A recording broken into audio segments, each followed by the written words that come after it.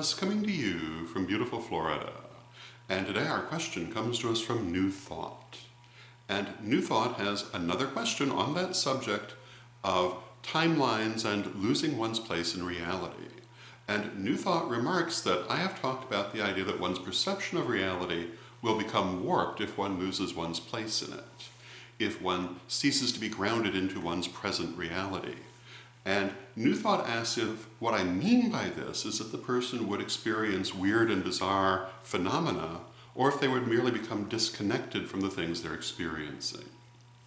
And my answer to this, as with so many other things, is yes. It can be either or both, or other similar occurrences as well. Like most experiences, losing your place in reality can be any of a number of things along a continuum. It can be relatively mild or very extreme.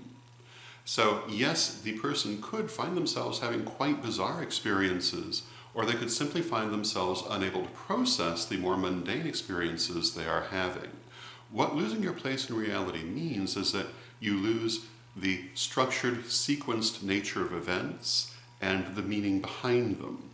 You cease to be able to understand the nature of what you're experiencing. It becomes very jumbled. And it can be different for different people. In some cases it can be very extreme, and others they can almost seem to be more or less normal, even though they've lost their place. They may simply seem disconnected. And obviously the more extreme the loss of place is, the harder it is to fix. But it could all be fixed if the person is willing to find their way back. I do want to point out that I have not had this experience myself because I was taught to practice metaphysics in a very grounded and very practical way. This is why I emphasize grounding so very strongly. But I've known people that this has happened to, and I'm basing my answer on what I observed in them. And again, I've observed that in some people it can be a relatively minor dislocation, and in others it can be very major indeed. What do you do to avoid this? Well, you practice your metaphysics from a very grounded perspective, you have a strong sense of self, and you don't go beyond your current skill level in a cavalier fashion when you're dealing with things like time magic and probabilities. There are a lot of people who will try to tell you that everything in metaphysics is very dangerous. I don't hold this point of view. But when we start talking about working with the nature of reality, it's very important to be very strongly grounded.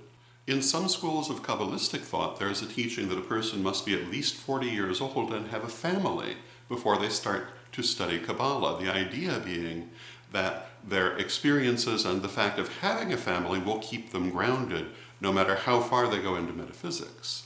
I do not hold with quite that point of view, but I do hold with the idea that if you're going to be dealing with the nature of reality, and time magic is a particularly good example of this, it's very important to be strongly grounded and to have a strong sense of yourself and your relationship to reality, as we've talked about in other vlogs.